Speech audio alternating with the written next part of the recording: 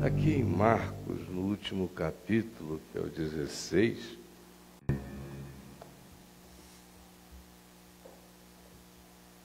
Jesus diz nos versos 17 e 18, Marcos 16, versos 17 e 18, nos diz palavras estranhas, esquisitas, e alguns, inclusive, preferem nem considerá-las por causa da discussão textual, que diz que os manuscritos mais antigos não carregam esses dois versos, somente alguns outros, muitos outros manuscritos não tão velhos, mas quando se fala de datação aí é bobagem de tempo, mas não carregam os versículos. Então, existem alguns que, muito mais por uma questão de desconforto sobre o que esses versos 17 e 18 dizem, nem os consideram, os deixam de fora, porque é mais uma questão de incredulidade, dizer, eu não consigo crer nisso aqui. Agora, eu já nasci na fé, aprendendo que tudo que está dito aqui teve em Jesus e na prática posterior dos apóstolos seus eventos e episódios demonstrativos, mostrando a largueza, a profundidade do fenômeno que aqui se está descrevendo. Porque a letra mata, mas o Espírito é o que vivifica. O que aqui se diz é o seguinte: estes sinais hão de acompanhar aqueles que creem, e que, porque creem, como diz o contexto antecedente, creem na ressurreição, creem na missão, creem no privilégio do anúncio, creem em tudo que Jesus fez e ensinou para que eles mesmos vivam e encarnem, foram batizados nessa convicção e abraçaram-na de todo o coração. Pois bem, nesta fé, quando ela está presente, estes sinais, Jesus disse, hão de acompanhar essa fé, dessa natureza, dessa simplicidade e essa fé que carrega esse compromisso. Que sinais? Primeiro, em meu nome expelirão demônios. Anda cheio de fé no Evangelho, tem o poder de expelir satanases, demônios. Não importam quais sejam, nem de que natureza. Quem são os demônios? A Escritura não é explícita a respeito da natureza deles, espiritual. O que ficou mais ou menos acertado, muito mais como um acerto teológico do que como um embasamento escriturístico, é que os demônios são anjos caídos. Eu, particularmente, acho que tem alguns anjos caídos que são demônios mesmo. Agora, tem alguns demônios que não servem nem para ser anjo caído. Porque são demônios tão idiotas, demônios tão burros, demônios tão patetas, demônios tão imbecis, são demônios tão psíquicos, são demônios quase que energias viciadas no que fazem, que deve ter anjo caído que diz, por favor, não diz que demônio, o espírito imundo é a gente não, porque nós estamos no departamento. Associa a gente aos principados e potestades que já está bom, mas aí embaixo não dá não. O fato é que a tradição de Israel, desde 300, 400 anos antes de Jesus vir ao mundo, tinha uma ideia a respeito de quem eram esses espíritos maus, que já se manifestavam, sempre se manifestaram nas pessoas humanas. E eles diziam, baseados no livro de Enoque, que é um pseudoepígrafe, produzido mais ou menos 300 anos antes de Jesus, é pseudoepígrafe porque atribui a Enoque, o sétimo depois de Adão, o texto, mas é óbvio que não. É alguém que escreveu, era comum na antiguidade, para dar validação a uma mensagem que se cria era correta, vinculá-la a um indivíduo que na tradição imediata era uma pessoa inquestionavelmente aceita. Então o livro de Enoque é uma pseudoepígrafe por causa disso. E o que lá se diz, e muito do que lá se diz, é nitidamente crido e absorvido pelos apóstolos, a ponto de que o apóstolo Judas, na epístola dele de um único capítulo, antes do Apocalipse, nos diz que algo espiritual tinha acontecido e ele diz que sabia daquilo por causa do livro de Enoque. Como também ele diz que Jesus viria com suas santas miríades e declara isso a partir de um texto literal do livro de Enoque. Eis que vejo o Senhor com as suas santas miríades vindo. Está escrito lá no livro de Enoque. Ele citou, e ele é explícito quando diz, como disse Enoque, o sétimo depois de Adão, ele cita a pseudoepígrafe do livro. Pois bem, o que o livro de Enoque diz sobre os espíritos imundos? Diz que aqueles gigantes, lembram dele? Que os Benai Elohim, lá de Gênesis 6, os filhos de Deus, os anjos, que possuíram as filhas dos homens e criaram criações híbridas, dentre as quais os gigantes poderosos que dominaram a antiguidade, em razão de cuja corrupção do gênero humano e de outras milhares de criaturas na criação, o dilúvio veio, preservando Noé e sua família, ou tantas outras quantas tenham sido as familhinhas que, pela mesma graça divina, se salvaram de modos semelhantes em volta do globo, como praticamente todas as histórias primitivas do planeta narram a mesma coisa. Pois bem, o livro de Enoque diz que aqueles gigantes que morreram e aquelas criaturas hibridizadas que morreram se tornaram a maldição da existência deles, literalmente, o livro diz isso, foi tornarem-se como camadas de nuvem, sem a possibilidade de se dirigirem a nenhuma das dimensões, pairando sobre o planeta. Aqueles entes morreram e ficaram num estado de vagueamento indefinido, angustioso, muito parecido com o que Jesus diz, quando um espírito imundo sai, anda rodando, vagando, não os coloca nem num abismo, nem numa outra dimensão, são entes daqui mesmo, por aqui, procurando outra entrada, procurando outro agasalho, outro sangue quente, outro corpo.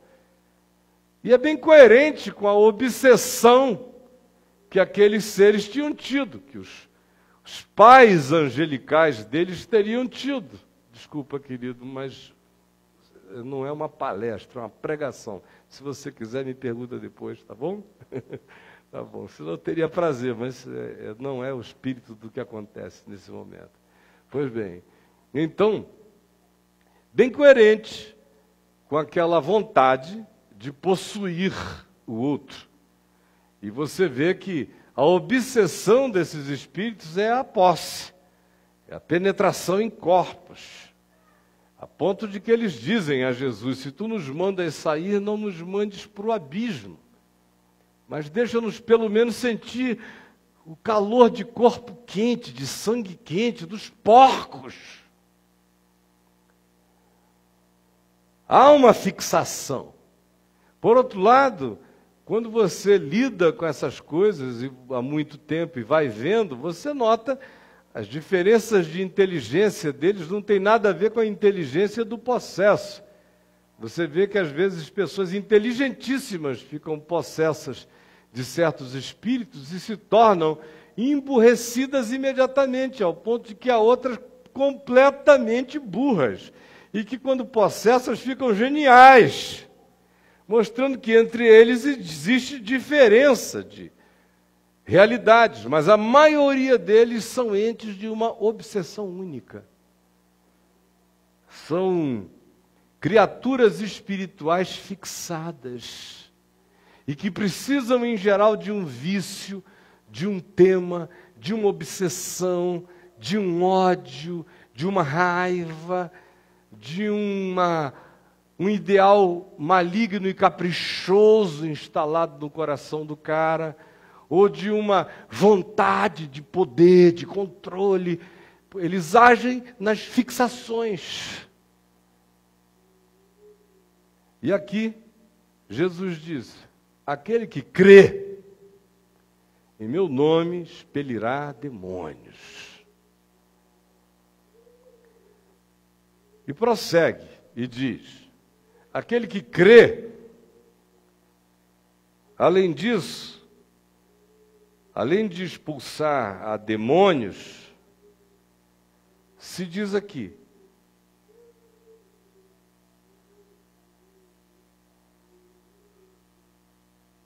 falarão em novas línguas. Que a gente viu acontecer no dia de Pentecoste, como eles falaram nas línguas de pessoas de 17 nações diferentes que estavam presentes ali em Jerusalém, e cada um deles os ouvia falando nas suas próprias línguas maternas as grandezas de Deus. E aqui a referência não é àquela algaravia estática dos cultos descritos por Paulo em 1 Coríntios capítulo 12, onde não necessariamente a língua era uma língua inteligível. Paulo dá a entender já em 1 Coríntios 14 que se tratava muito mais de uma língua que brotava da ilogicidade, que vinha como expressão do Espírito, expressando o inexprimível. Por isso Paulo diz: aquele que ora assim, não ora a homens, não fala com homens, ninguém o entende, fala com Deus, porque em espírito fala os mistérios do seu ser.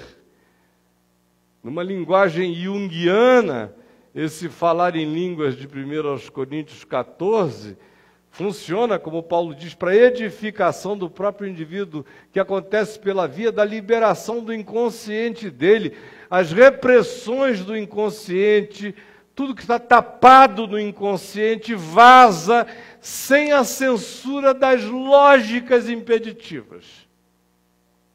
Aqui, todavia, em Marcos de Jesus 16, Jesus está falando da capacidade de não saber uma língua, começar a falar e nem saber que está falando naquela língua, e os da língua, do lugar, entenderem você completamente, sem que você saiba que está sendo entendido. Como eu já vi acontecer, algumas poucas vezes, mas já vi acontecer.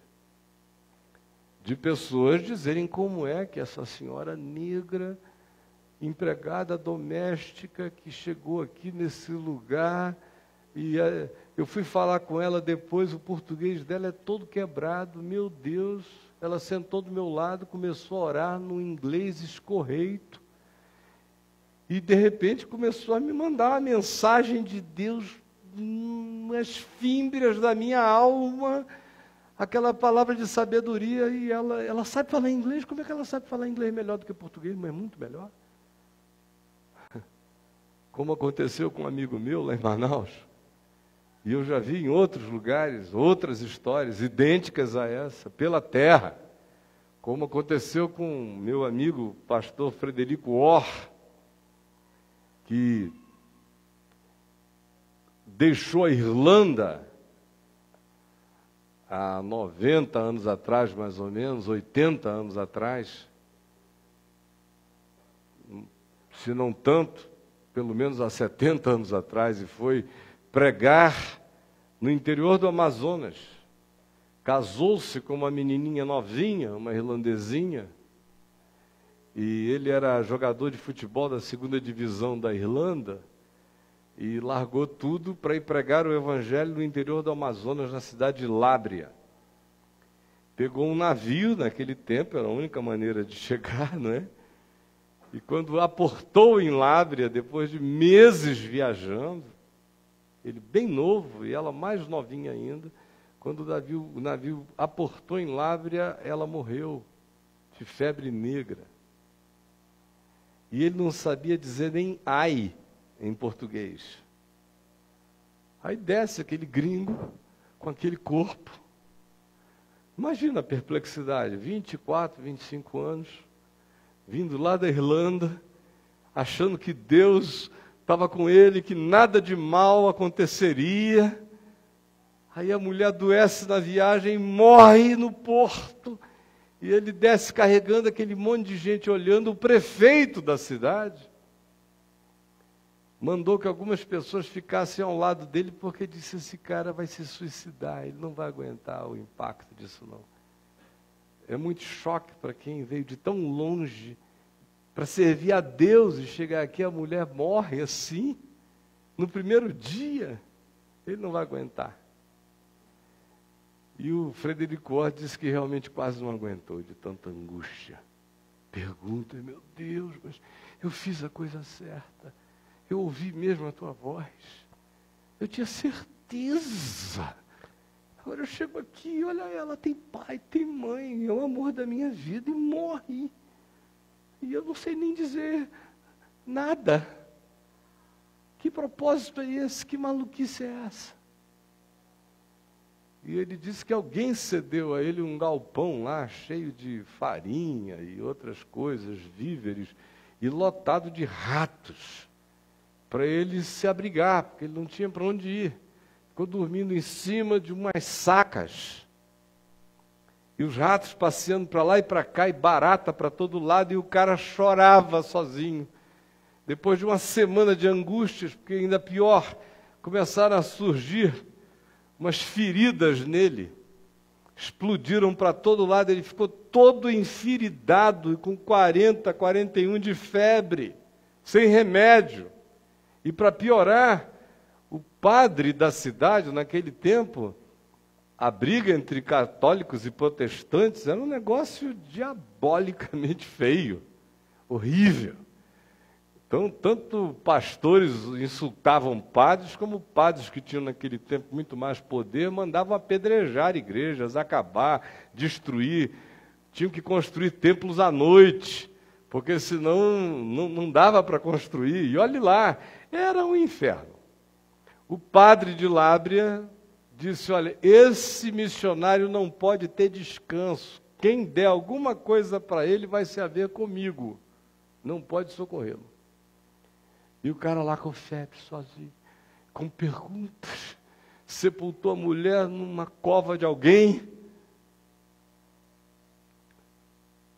Aí ele disse que no domingo à tarde, um calor miserável, aquele telhado de zinco, no Amazonas, um inferno lá dentro, tudo fechado, rato, barata e angústia, sem saber dizer uma palavra. Aí ele disse que ele ouviu aquela voz dizendo: louva o meu nome. Aí ele começou a cantar hinos em inglês. Cantando, cantando, cantando, foi cantando. Ele disse que enquanto ele cantava, ele quase que se estuprava de dentro para fora para conseguir cantar no meio de tanta dor. Aí, de repente, ele disse que houve um barulho. Aí aumenta o ruído, foi aumentando, foi aumentando. Quando, de repente, ele abriu a janela, tinha uma multidão na porta. Falaram, o senhor fala português. Aquela foi a primeira pregação dele. Cantando em inglês, todo mundo ouvindo tudo em português. Do lado de fora. Aí ele tentou falar, ele só saía em inglês, o povo não entendia nada. Mas quando ele cantava, todo mundo ouvia em português. Falaram em outras línguas. Olha aqui como prossegue. E diz: pegarão em serpentes. Não é, obviamente, que uma proposta para que se chegue num lugar e se comece um circo. Venham ver como eu sou um homem de Deus. Tragam suas jararacas. Sai aquele bando de sogra na fila, né? Suas cascavéis. Seus maridos. E o marido é uma cobra indesignável, tem que chamar de marido mesmo a serpente. Não. Ele estava aludindo àquilo que aconteceu com Paulo lá em Malta, lembram? Que quando depois de escapar do mar, terem se refugiado na praia, estavam fazendo um fogo, e ele foi botar um galho, um graveto, no braseiro, e havia uma víbora presa nele que o mordeu. Ela era venenosíssima. Os locais conheciam-na muito bem, ficaram esperando que a qualquer momento Paulo caísse morto, porque literalmente não se escapava dela. E Paulo, jogando no fogo, continuou conversando, e conversou a noite inteira, e o povo foi ficando chocado. Primeiro diziam: isso é castigo de Deus, porque tendo escapado do naufrágio horroroso, a justiça divina não quer que ele viva, por isso ele foi picado. E agora, como o veneno não fazia efeito, os pagãos de Malta já estavam indo para outra extremidade da percepção e dizendo: é um Deus que chegou aqui entre nós, e queriam adorá-lo. E Paulo disse não. Mas botou a mão sobre a cabeça dos doentes e foi curando a todos eles, inclusive a Públio, um senhor importante na ilha, o sogro de Públio, que estava doente, foi curado imediatamente pela imposição das mãos de Paulo. Então, pegarão em serpente não porque farão testes, mas o que se está dizendo, como aconteceu tantas vezes na história, foi de pessoas terem sido, por exemplo, deliberadamente envenenadas por causa da sua fé em Jesus. E aqui se prossegue dizendo: em meu nome expedirão demônios, falarão novas línguas, pegarão em serpentes, e se alguma coisa mortífera beberem, não lhes fará mal. É mais ou menos no espírito da serpente. Veneno não vai carregar esse poder se você estiver com o coração cheio de fé e de confiança. Não foi uma brincadeira, não foi um teste, for um acontecimento por causa do Evangelho. Não tenha medo, não tenha medo. A sua fé vai levantar as suas barreiras imunológicas para um nível inexplicavelmente poderoso. E se beberem coisas mortíferas, não lhes fará mal, como na história, quantas vezes houve? Quantas vezes? De pessoas serem forçadas a beber veneno, ou nega Jesus, ou tem que beber esse veneno. E alguns disseram: fica sabendo, se beber esse veneno e morrer, para o Senhor eu morri. Estarei com Ele. Agora, se o Senhor quiser, eu beberei e nada acontecerá. Houve alguns que beberam e morreram. houve outros que beberam e não morreram. Por que que uns morreram, outros não morreram? Não é da nossa alçada. Mas o que Jesus está dizendo, em última análise, é a mesma coisa. Quando diz, e se impuserem as mãos sobre os enfermos, eles ficarão curados. Com exceção da declaração relacionada a eles falarão em outras línguas, que se vincula ao poder universal da comunicação. E o que Jesus está dizendo é, a fé quer se comunicar.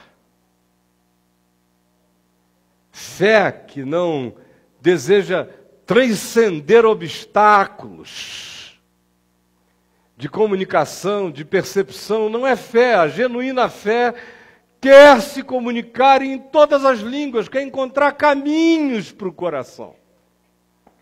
Quem tem esse desejo encontrará tal possibilidade, mesmo que seja assim, de maneira tão anômala e sobrenatural, falando língua que não aprendeu. Se bem que o mais difícil é ultrapassar as barreiras do preconceito, usar a língua que nos seja comum para nos comunicarmos uns com os outros. O que Jesus está dizendo é: quem tem fé vence a barreira da comunicação. Vence. Em qualquer lugar, em qualquer direção. Esse é o espírito do que está sendo ensinado. As outras coisas, todas elas têm a ver com o quê? Com o que a fé pode fazer para subir as minhas defesas imunológicas, espirituais, contra demônios, contra veneno, contra intenções malignas. O que Jesus está dizendo é: creia, e você estará protegido. E ele insinua mais do que isso. Ora, se esses elementos com os quais eu interajo, que têm o poder de me ferir, em me ferindo, não me ferem para o mal nem para a morte, é porque a fé, ele está dizendo, intensa dentro de nós, levanta naturalmente a nossa defesa imunológica. O que Jesus está dizendo é: quem crer em mim não tem magia. Essa fé não torna você imune e imortal, mas torna você, humanamente falando, o mais protegido que a proteção humana pode trazer. É pura graça divina, levantando, subindo, defesas que pelo medo se derrubam, pela incredulidade caem, pela dúvida nem existem. Mas em havendo fé, elas se impõem.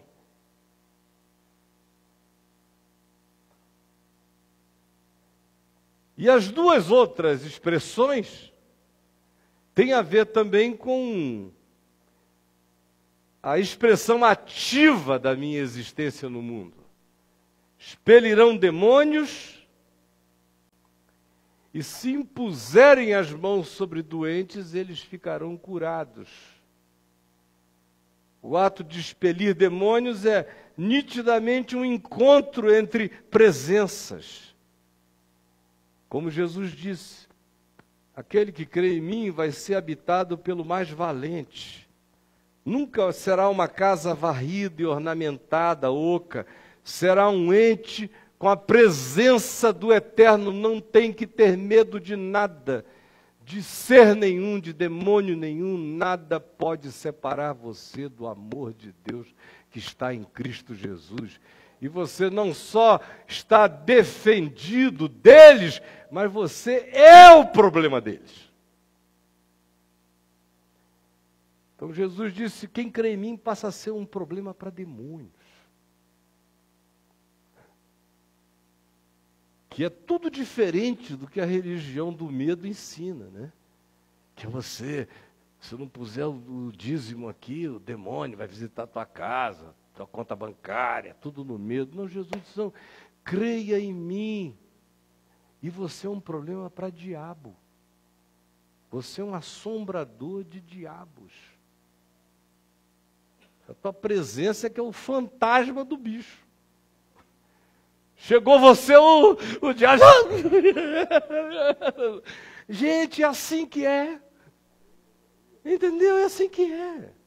Agora, quando você fica assim, cara de pau, dá até vergonha às vezes. Porque tem gente que acha que você é presunçoso. De todo o coração, minha mulher está ali em cima, ela sabe, eu sou um homem cheio de defeitos. Agora, todo diabo sabe que não bote o galho dentro, porque vai ser atropelado. Diabo, demônio, ET, OVNI, qualquer porcaria. Vocês entenderam? Aqui, ó. Quem me habita é Jesus. Eu sou Jesus no mundo. Vocês entenderam? Tem medo de ladrão, nem de torturador, nem de sequestrador, nem de bicho nenhum.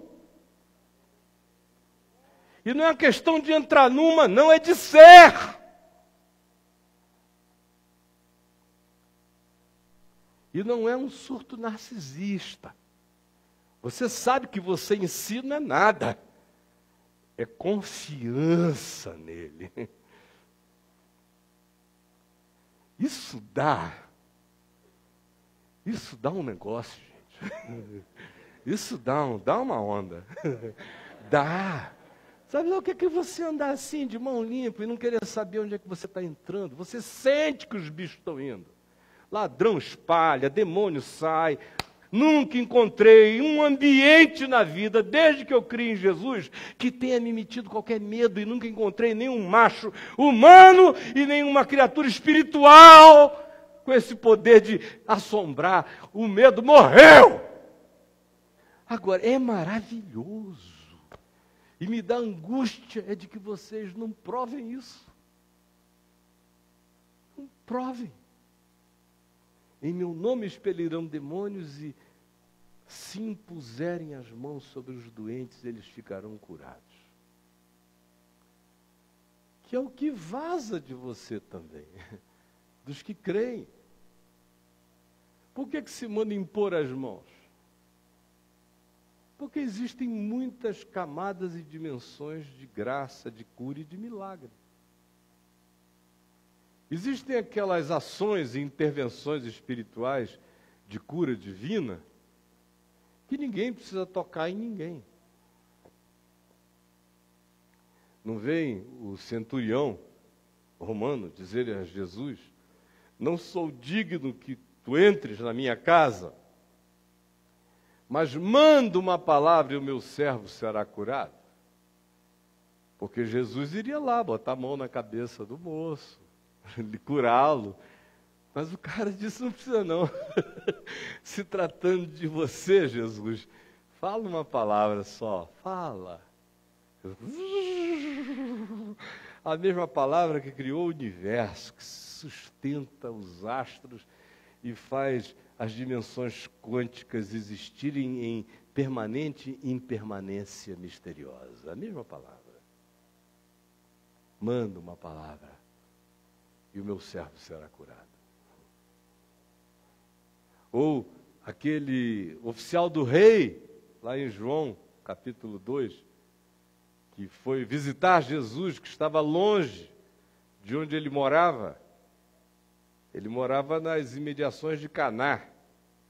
E Jesus estava a um dia de viagem de lá a pé. Ele foi atrás de Jesus porque o filho dele estava morrendo em casa.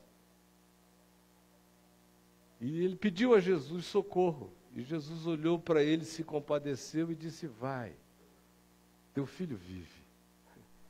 E o homem foi, enquanto ele estava indo, vieram os da casa dele, dizendo, um milagre aconteceu, teu filho está vivo. Aí o cara disse, que horas foi que ele melhorou? Não, ele pulou da cama ontem, 1h da tarde. E o homem reconheceu que foi precisamente a hora na qual Jesus dissera: vai, teu filho vive. E assim é uma quantidade grande de outros feitos que acontecem desse modo. Como a gente vê na experiência de oração, de intercessão da gente em relação a pessoas. Quanta gente eu já vi ser curada à distância. Quanto milagre à distância, exatamente com essa precisão de dizer: é agora, Senhor. E depois de um minuto estarem te chamando lá do lugar, dizendo: o que aconteceu? Deus sabe quantas vezes eu já vi, louvado seja o nome dele por isso. Mas existe o lugar da cura que acontece pela sua solidariedade tátil. Você está presente. Por que você estando presente, você não toca o próximo? Por que você não toca? O que Jesus está dizendo é que essa fé, quando me habita, essa mesma que levanta as minhas defesas, que me aparata para os confrontos, que me energiza e me capacita para comunicações que me transcendem. Esta mesma fé presente em mim é uma bateria espiritual. Lembram de Jesus dizendo: de mim vazou o poder? E a gente fica pensando que aquilo só aconteceu com ele porque ele é quem ele é Deus conosco. Mas aquele é um fenômeno humano, vaza poder da gente. Vaza. Só que no meu caso, no seu, tem que haver a volição, o meu desejo de doar o que eu de graça recebi, que me habita. O que eu estou fazendo aqui agora, nesse instante? Estou pregando? Isso é um nome que se dá ao que eu estou fazendo, mas eu não estou fazendo isso. Eu sei que eu estou vazando fé, esperança, intensidade, ousadia, coragem, vontade de ser. É isso que é a palavra. E se ela não produzir isso, ela pode ser a maior elaboração teológica, não terá gerado nada. Porque você tem que se levantar daqui com mais vontade de tomar o seu leito e andar. Tem que se levantar daqui com mais coragem de atropelar de diabos. Tem que se levantar daqui com menos medo, menos apavorado. Tem que se levantar daqui defendido. E tem que se levantar daqui com a certeza de que recebeu poderes para atacar, como diz Paulo, com armas de defesa e com armas de ataque. Que você é habitado por ele. É covardia, gente. Então o que eu estou fazendo aqui? Uma fala? Você entende agora por que não dá para interromper? É um fluxo. É uma cachoeira. É uma catarata do Iguaçu. Não é uma aula. Tem uma intensidade que eu sinto, que está, que vaza, que chega, que toca. Eu já senti isso de maneira monstruosa, tanto para um indivíduo como para 1 milhão, para 500 mil, para 100 mil. Tantas vezes da vida pregando em lugares com 100, 200 mil pessoas, de repente você sente que o Espírito de Deus bota aquelas almas todas assim na tua mão. Todo mundo eletrizado por um poder que você não criou, que você não inventou, que emana de você, mas estranhamente te habita, está presente.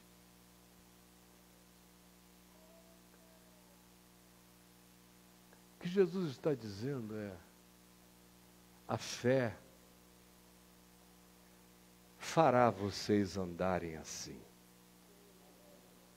A fé fará vocês serem acompanhados por essas certezas, essas convicções. Quanto ao impor das mãos, você veja que foi um recurso que Jesus usou também, que ele curou muita gente impondo as mãos, mas lá em Marcos, no capítulo 6, no verso 6, a gente lê que a incredulidade dos de Nazaré era tão grande que Jesus não pôde ali fazer quase nenhum milagre, poucos milagres, quase nenhum sinal, exceto curar alguns doentes e impondo-lhes ele mesmo as mãos. Não é interessante? Observem isso. O centurião romano diz, não precisa ir na minha casa, manda uma palavra. Jesus disse, eu nunca vi fé como esta. O oficial do rei também, Jesus disse, vai, teu filho vive. E ele foi e aconteceu. Agora, no lugar onde a incredulidade religiosa, a pseudo-familiaridade, intimidade com Jesus, com a casa dele, com o pai, com a mãe, com as irmãs, aquela sensação de, já sei muito disso e desse, que destrói toda a sublimidade de Deus na gente, estando presente como estava em Nazaré, o recurso é tátil. Bota a mão na cabeça. Porque as mentes e as almas não estavam prontas para serem engravidadas pela palavra. Então o que ele fazia? Ele transferia. É um gesto grotesco da bondade de Deus, dizendo, até os que querem aqui em Nazaré estão tão condicionados pela mediocridade e pelo apequenamento de toda percepção, que mesmo para serem curados, eles precisam ser tocados, sem esse elemento tátil, estimulando-os. Eles não serão curados. E assim, ele estava me falando da importância de que certos fenômenos aconteçam a partir daquilo que nós não gostamos nem de pensar a respeito, porque no nosso meio, a gente anda em dois extremos. Tem aqueles que de um lado dizem, não, a participação do homem é nenhuma. Eu só estou orando e Deus vai fazer, vai mandar um anjo, qualquer coisa. E eu não tenho nada a ver com isso. É aquela vontade de ser humilde, mais humilde que a humildade. E tem os narcisistas do outro lado. Como essa semana me mandaram na internet um maluquinho lá. Maluquinho dizendo, venham agora! Porque eu estou todo arrepiado, eu estou sentindo. Quem vier e me pegar vai ser curado agora. Venham, eu estou aqui, venham vocês, me peguem, me peguem, me peguem. Aí aquele povinho indo lá, todo mundo pegando ele, meu Deus, está embolachando ele e o povo inteiro, não é possível. É uma coisa mais patética, um fetiche. Se venham me pegar, porque eu estou sentindo que dá. Coisa nenhuma, ele vai sair dali, eu conheço esses vagabundos. Já. No carro já está falando palavrão, não tem nada de Deus, é só show. Pois bem, ou é num extremo ou é no outro. Mas o Evangelho diz, existe um lugar para tocar a doença do outro no corpo sem medo, para botar a mão na cabeça dele, para ungí-lo com óleo em nome do Senhor. Essa fé simples não pode desaprender essa jornada singela do poder de Deus, que existe em mim e em você, em todo aquele que crê. Crê. Você crê? Você crê? Você crê em quê? Na oração forte, no pastor forte? Não. Jesus disse, crer dentro do seu coração, você é o agente. em meu nome você expele demônios. Não precisa chamar ninguém. Chamar ninguém. Você. Você. Porque, como eu disse, o problema é do demônio, meu amigo. Só meta na cabeça e no coração isso. Você expelirá demônios. Não tenha um medo. É muito mais fácil expulsar demônio do que se ver livre numa sombra.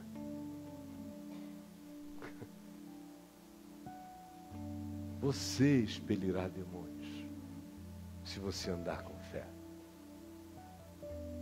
Você, se pegar naquilo que faz mal e não fizer isso por teste, barganha, show, se for condição sine qua non, imposição, ou simplesmente um acontecimento que houve casuisticamente, mas não foi buscado, não tema, não tema, não tema. Se beber porque não sabia, porque foi enganado, creia. Não é só em relação a veneno, é em relação a qualquer outra coisa. Ande com fé. E você andará protegido. Não é anjo entupindo você, para você não respirar nada contaminado, não. É de dentro para fora. Cresce o campo de imunidade na graça, quanto mais a gente anda em fé. Capacidade de se comunicar, até em outras línguas você vai conseguir. Porque a fé transcende os obstáculos imediatos de qualquer impedimento de comunicação. E saiba que de você vaza graça, poder para curar os irmãos. O próximo. Esses últimos dias, tem um monte de universidades, nos últimos 3, 4 anos, universidades no mundo inteiro estudando a imposição de mãos. Como já vinham fazendo isso desde a década de 60 nos Estados Unidos, separando doentes em alas de hospitais, doentes que recebem oração numa ala e doentes que não recebem oração na outra ala, e a ala dos que recebem oração e creem em oração, a recuperação é de mais de 50% a 70%, numa rapidez enorme. E na outra área, fica tudo como dantes no quartel de Abrantes, seguindo os fluxos do, quem sabe, deixa que eu chuto. O poder sutil que está na nossa mão é extraordinário.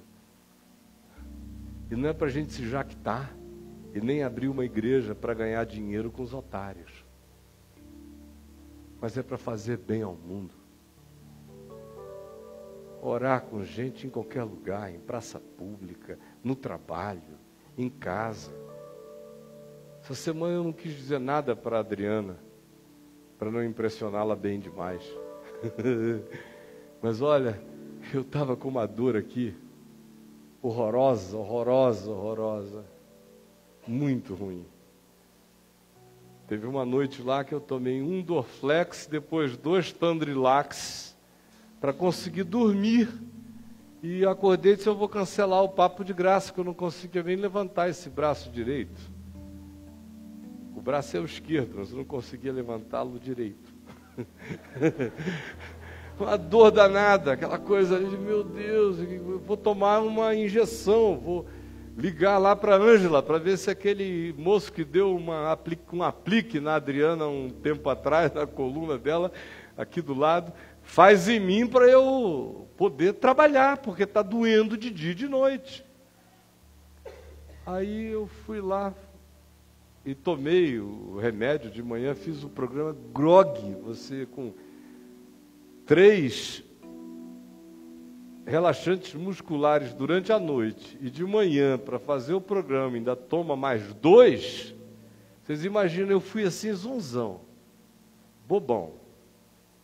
Aí, quando ela desceu após o programa, ela falou, como é que você está? Aliás, foi lá em cima no quarto, ela estava deitada na cama, e eu cheguei ao lado dela, e eu falei como é que estava, e ela botou a mão aqui no meu braço, e eu senti que ela ficou segurando, e passou primeiro a mão, depois fechou os olhos e ficou segurando. E eu fui sentindo o calor da mão dela, e entrando em mim, nas minhas costas, e o alívio foi chegando brutal e instantâneo, foi passando aquilo tudo. Eu não falei nada. Não é para ela não ficar soberba, porque ela não é disso não, ela já passou dessa, sabe que nós somos todos caca da mesma latrina sanitária, que é a graça de Deus sobre nós. Não falei porque achei que não devia nem falar. Só glorifiquei a Deus e fiquei quieto. Mas eu estava aqui em 2007, depois da morte do meu pai, eu fiquei com uma alergia, umas coceiras que explodiram em mim. Eu fui a 4 dermatologistas, ninguém conseguiu resolver o assunto. Eu levei um grupo de irmãos aqui, de outros lugares, a Israel, e um dia lá em Cafarnaum, eu tão incomodado com aquilo, me coçava, estava todo ferido, e ela preocupadíssima, porque era em todo o corpo. E houve um dia lá em Cafarnaum, eu sempre que chego lá, enquanto os guias passeiam com o grupo, a minha cabeça é tão autodeterminada em certas coisas, eu tenho uns condicionamentos tão meus, que, por exemplo, Cafarnaum, eu chego e, se eu quiser, 1 minuto depois eu estou dormindo. Faz anos que eu chego em Cafarnaum e eu digo para os guias, passeiem com eles, dá quase 1 hora, me acorda aqui porque eu vou dormir.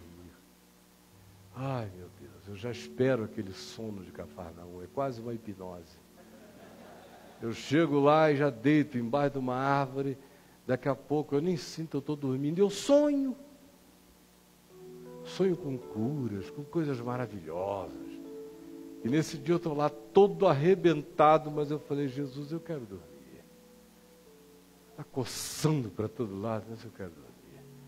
E eu dormi, eu acordei depois de um tempo com aquela mão assim. E eu sonhei, meu sonho, que Jesus estava passando a mão em mim, dizendo, estou te curando disso agora. E eu no sonho falei, obrigado, Jesus. Quando eu abri os olhos, a Adriana estava passando a mão em mim, eu deitado embaixo da árvore, e ela dizendo, meu amor, meu amor. E eu vi que ela estava orando e agora estava me acordando. Foi a última vez que coçou. Nunca mais coçou. Quantas pessoas eu me converti vendo câncer sair das pessoas assim, ou instantaneamente, ou você indo todo dia orar pela mesma pessoa, 1 mês, 2 meses, e o médico ir dando alta. Outras vezes é súbito, pá! Você nunca sabe como vai ser.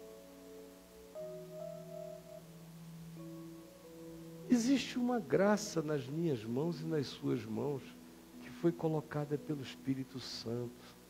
Esses sinais hão de acompanhar aqueles que creem. Em nome de Jesus, vamos ser gente da fé, pelo amor de Deus, porque é uma maravilha andar nesse desassombro. É só assim que dá para ir por todo mundo e pregar o Evangelho a toda criatura. É quando você anda nesse desassombro. É bem para a vida, é bem para o mundo, é poder, é segurança, é dependência sua dele, e é uma fonte de certezas felizes em Cristo Jesus, o nosso Senhor. Vamos ficar em pé, vamos orar. Vamos pegar nas mãos uns dos outros. Agora saiba uma coisa. Quando você quiser, desejar botar as mãos sobre alguém para pedir por ele, saiba, com ódio, a sua oração faz mal. É abominação diante de Deus. Com amargura, você só passa o veneno que está em você. Com arrogância, nada acontecerá. Essas coisas só acontecem se você crê, é dependente, confia, sabe que você não tem nada que não tenha recebido e sabe que a fé só opera pelo amor. Pelo amor. Aí, com amor, tudo aproveitará. Sem amor, nada aproveitará. Eu sei que o que vocês ouviram hoje aqui foi a coisa mais simples que eu poderia lhes dizer. Mas essas simplicidades estão fazendo falta na gente. Eu fico sempre assumindo que vocês passaram para um nível maior de percepção e quando eu vejo, não se atingiu ainda nem o que é básico. Por isso eu vou voltar a falar das coisas bem básicas, pedindo ao Espírito Santo que nos transforme em gente de fé.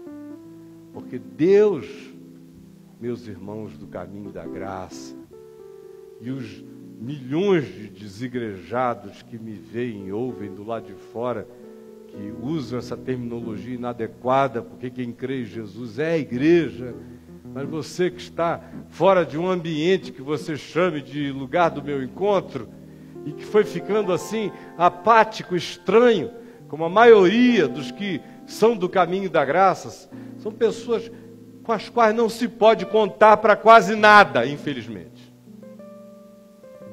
Em nome de Jesus, chega de palhaçada, de trauma, de igreja, de pastor, de me enganaram, de me fez mal. Meu Deus, é hora agora de eu e você virarmos homens e mulheres de fé. É hora de expulsar demônio, de andar sem medo, de não titubear, de não ficar acovardado. É hora de não ter medo de falar a sua língua e em outras. É hora de não ter medo de se expor, de comer, de beber, de participar. E o problema dos mal intencionados é deles.